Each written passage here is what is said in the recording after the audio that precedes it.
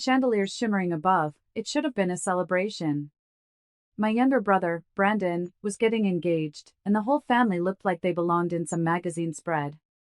I had arrived right on time, dressed to blend in, not to stand out. I didn't want the spotlight, I just wanted to be part of it.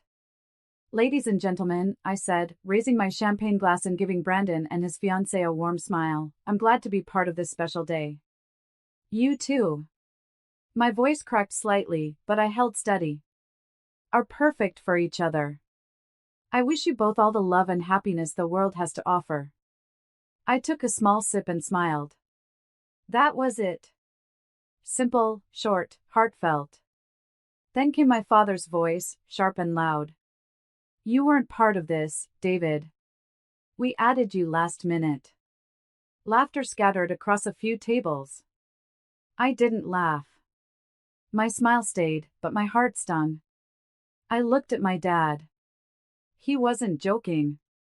Then my sister, Tiffany, chimed in, not missing her cue, "Just try not to ruin it like you always do."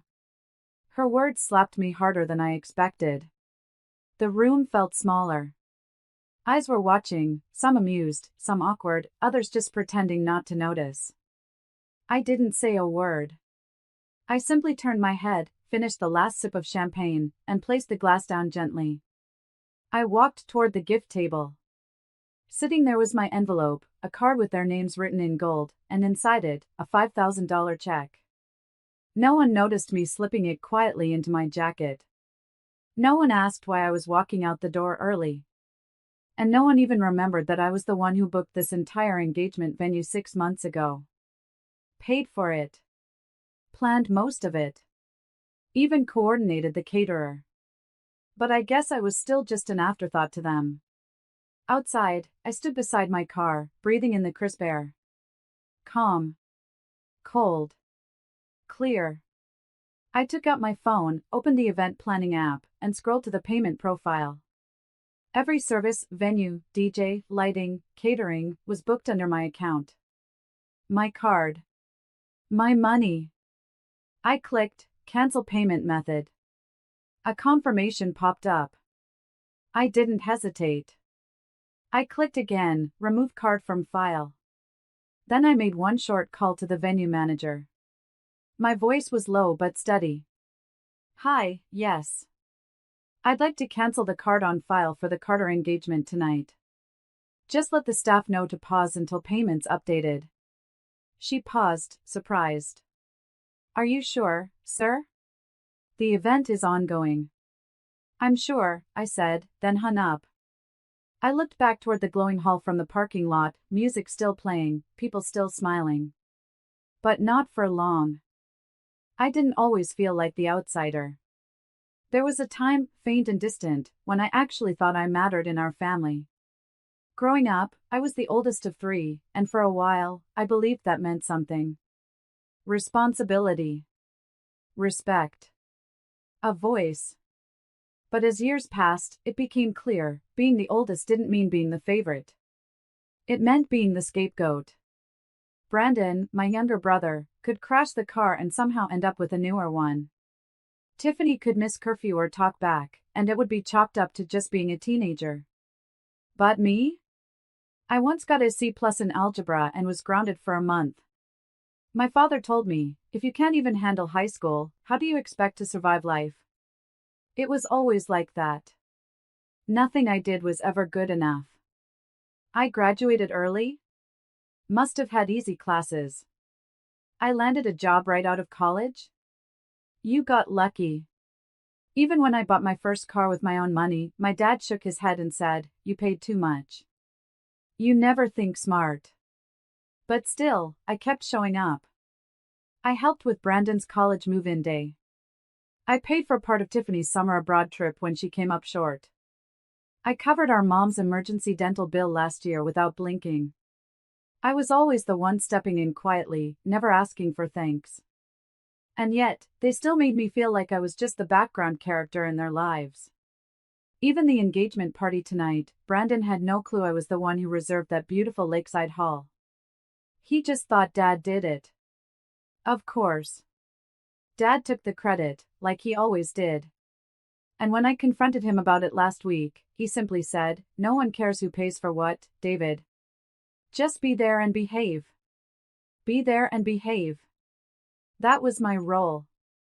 I watched Brandon rise, fall, and get saved over and over again. He blew through thousands gambling a few years ago, and Dad bailed him out like it was a parking ticket. He failed out of his first college, and somehow that turned into a gap year to find himself. Meanwhile, when I once asked Dad for help co-signing a loan for my business idea, one I had researched and planned for 6 months, he laughed. Not a chuckle. A full laugh. "I'm not putting my name on something you'll ruin." That one stuck with me. Even tonight, when I gave that short toast, I just wanted to feel like I was part of the family. Like I finally belonged. But my father's cold correction and Tiffany's smug jab reminded me that some people don't want you to belong. They want you to stay in your place. An outsider. A backup plan. An invisible hand that gives but never gets. As I sat in my car, watching the party lights shimmer from the parking lot, I remembered all the years I gave everything and received silence in return. The betrayal wasn't sudden, it was decades in the making. Tonight just put a spotlight on it. And this time, I wasn't going to let it slide.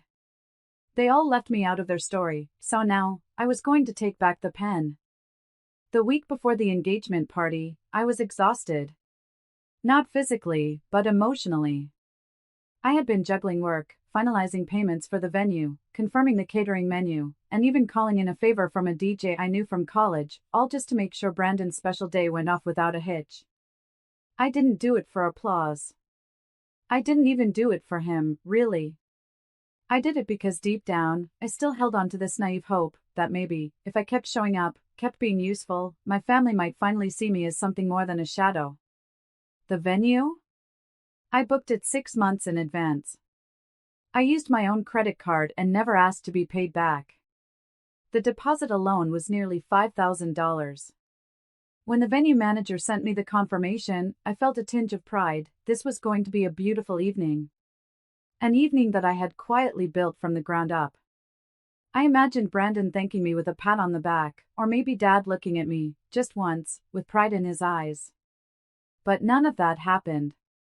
2 days before the party, I overheard a phone call. I had dropped by my parents' house to deliver a copy of the catering invoice. I was standing in the hallway when I heard my mom talking to Aunt Linda. "Yes, Brandon's party is this Saturday. Oh, it's all thanks to George. He booked the place, paid for everything. Such a generous father." I froze. I didn't even knock. I just turned around and left. That single sentence echoed louder than any of the "we love yous" I had heard growing up. Dad didn't even correct her. He took the credit, again. That night, I stared at the receipt folder in my apartment, every line item screaming the truth they refused to acknowledge. The venue, the flowers, the deposit for the photographer, every dollar came from my account. My time, my energy, my sacrifices. And they passed it off like I was just a guest. An afterthought. It was one thing to be forgotten. It was another to be erased. And Tiffany? She was no better. Just a week earlier, she had called me to ask for help with her makeup artist payment. "Can you cover it for now, David? I'll pay you back right after the party, I promise." I said yes, of course I did. And I didn't even expect the money back. Because that's how they trained me. To give. And give. And give. But the turning point came the night before the party. I stopped by the venue for one last walkthrough. I met with the manager, who confirmed everything was perfect. Before leaving, I handed her a sealed envelope. "If there's any issue with the payment card tomorrow, cancel everything immediately. Shut it down. No explanations. Just follow the instructions." She raised an eyebrow, but nodded. Understood. I didn't plan on using it. Not yet. But something in my gut told me this party would be my final test. And I wasn't going to leave empty-handed again. The ballroom was glowing in gold. Candles flickered on every table, soft jazz played in the background, and the air was thick with perfume, champagne, and artificial smiles. I stood near the back, holding a glass of sparkling water, watching as the guests mingled, clinking glasses, complimenting Tiffany's dress, praising my father's generosity. Not a single person acknowledged the work I put in. My name wasn't in the printed program. I wasn't even seated at the family table. I kept glancing at my watch, waiting for the moment they'd call on me, maybe to thank me, or just include me. Something. Then the MC tapped the mic. Ladies and gentlemen, it's time for toasts. Let's raise a glass to the happy couple. First up, Brandon's older brother, David. I blinked. Wait, me? Brandon looked just as surprised. He leaned over and whispered something to Dad. Dad didn't look happy. He was clearly not expecting me to speak. But I walked up, slow and calm, hiding every ounce of bitterness behind a polite smile. I took the mic, looked around the glittering room, and said, "Glad to be part of this." Before I could continue, my father chuckled into the mic. "You weren't," he said, shaking his head. "We added you last minute. It was your mother's idea." A few awkward chuckles from the crowd. Then Tiffany leaned toward the mic, her voice as cold as glass. "Try not to ruin it." Like always. The ballroom echoed with polite laughter. That was it. I smiled, nodded, and raised my glass. "Here's to family," I said quietly, before stepping off the stage. But I didn't go back to my seat. I walked out the front door. Straight to the parking lot. Pulled up my phone, opened the venue contract I had bookmarked, and hit cancel on the payment card on file. The screen popped up with a confirmation. "Are you sure you want to cancel this card?" I tapped yes. Then I walked to my car, sat inside, and waited. 20 minutes passed. I sipped the last of my drink and looked at my phone. I had missed the first call. Then the second. Then the next 100. By the time I scrolled through, I had 130 missed calls and over 40 text messages. One from Tiffany. The lights went out. The DJ stopped. "What did you do?" Another from my mother. "David, please call me.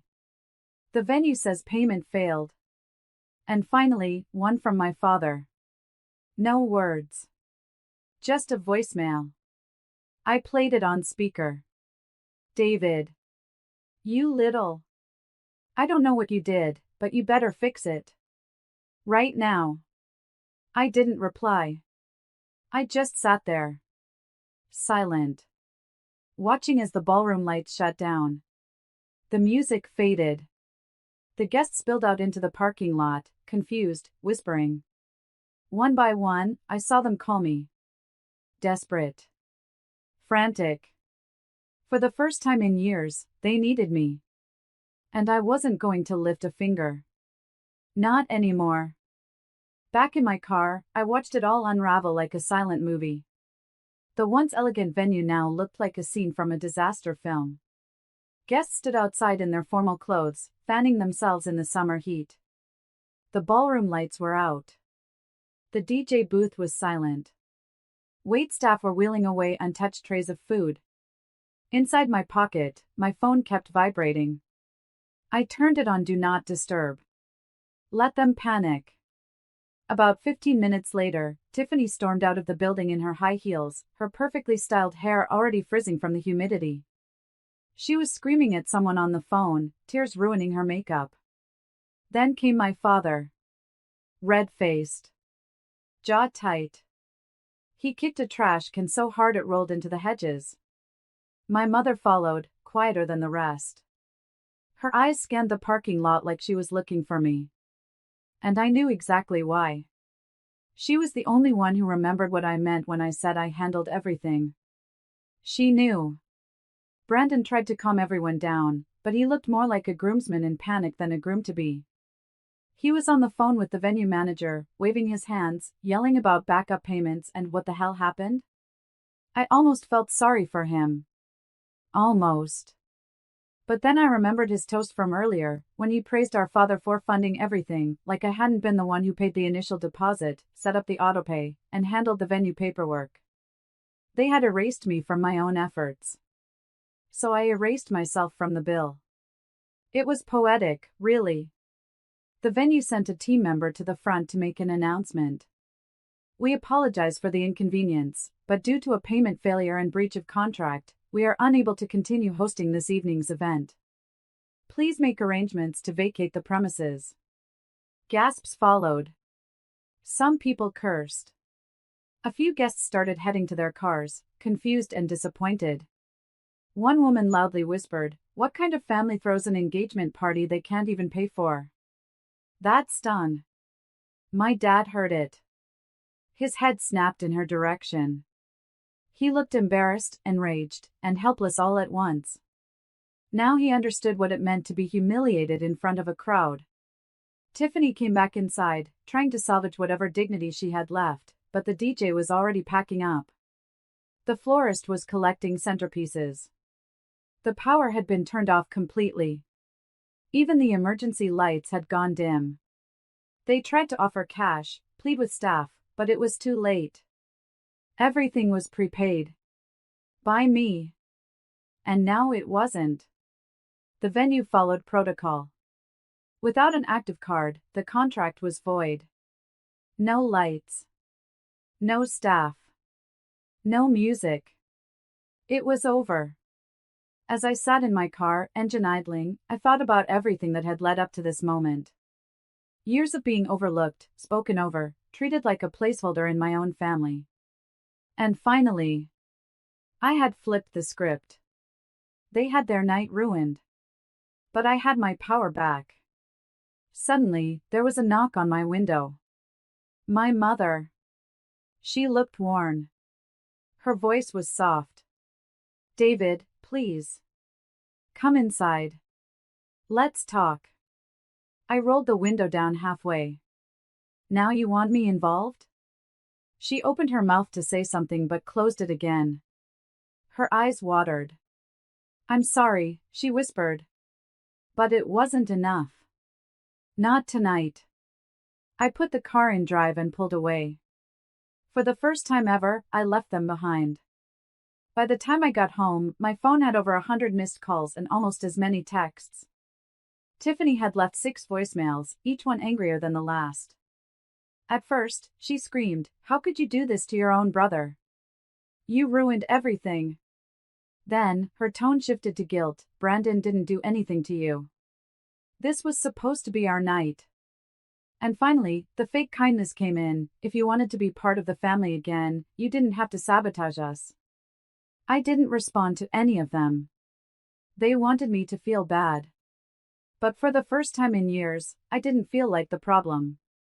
I felt free. That night, I sat on my couch, wrote a letter by hand, and mailed it to my parents the next morning. Not an email. Not a text. An actual letter, like they used to send me when I was in college, back before they slowly stopped calling me home for the holidays, before they made everything about Brandon and Tiffany. In that letter, I wrote, "Dear Mom and Dad, last night wasn't about revenge. It was about reality. You chose to treat me like an afterthought at my own brother's engagement party. I paid for that venue. I booked it months ago. I arranged the catering, music, and even paid the first 2 installments. Yet, not once did anyone say thank you. At dinner, you humiliated me in front of your guests. You called me a last-minute addition, like I was a burden instead of your son." Then Tiffany chimed in, reminding me I always ruin things. "Well, last night, I simply removed myself from what you clearly didn't want me to be a part of. That party ran because of me, and it ended because of you. This isn't about bitterness. It's about boundaries. Going forward, I won't be part of a family that only calls me when they need money, but never when they need love. You taught me to be responsible. I'm just applying that lesson to myself. Sincerely, David." It was short, calm, and final. I knew when they'd get the letter, probably by the end of the week. But the backlash came even sooner. 2 days after the ruined party, my father showed up at my apartment. No call, no heads up, just knocked on the door like the world hadn't changed. He looked smaller somehow. The anger was gone. In its place, shame. "Can we talk?" he asked. I didn't open the door all the way. "Why now?" "I read your letter," he said, holding it in his hands like it weighed 50 pounds. "I didn't know. I mean, I guess I did, but I didn't realize how far things had gone." He looked like he wanted to cry but was too proud to let it happen. "We messed up," he whispered. "I messed up." I didn't say much. Just nodded. He waited for me to invite him in. But I didn't. Because sometimes, silence says more than forgiveness. He handed me something before he left. A check, for the full amount I had spent on the engagement venue. It wasn't about the money anymore, but it did show me something. For once, they took accountability. Still, a check wasn't going to fix a decade of being overlooked. And they were about to learn that the hard way. Because while they were busy licking their wounds, I was already building something bigger, something that would finally put me on the map. And this time, I wouldn't be in anyone's shadow. 3 months passed. The dust had settled from the engagement disaster, and the family moved on, or at least pretended to. Brandon and Tiffany downsized their wedding plans. I heard they switched to a backyard ceremony. My father never brought up the incident again, and my mother sent me a couple of lukewarm texts trying to reconnect. "Hope you're well and miss you." But by then, I had already made my move.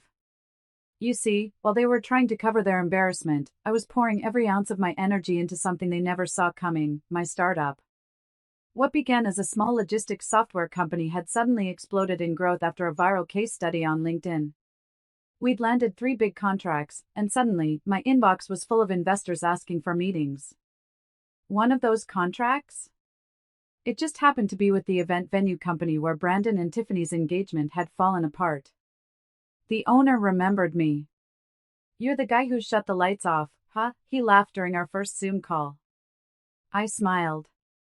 Just a budget reallocation. He liked my humor. And he liked my software even more. We struck a deal that gave me back-end control over booking integrations across all their venues.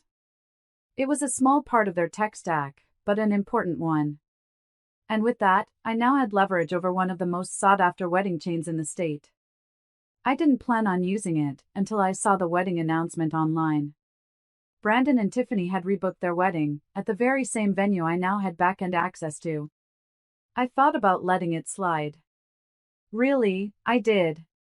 But then I remembered my father's words, "You weren't even supposed to be there." And Tiffany's jab, "Try not to ruin it like always." So, I picked up the phone. Not to cancel.